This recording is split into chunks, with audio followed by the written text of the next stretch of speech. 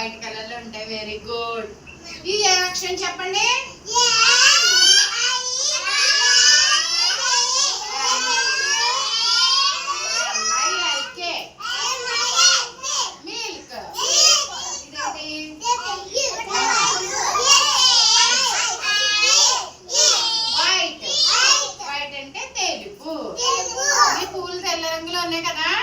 ఈ కణిక కూడా తెల్ల రంగులో ఉన్నాయి.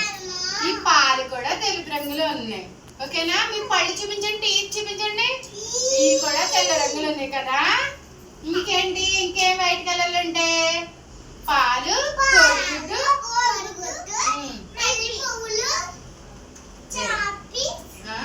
చాట్ పీస్ అంట.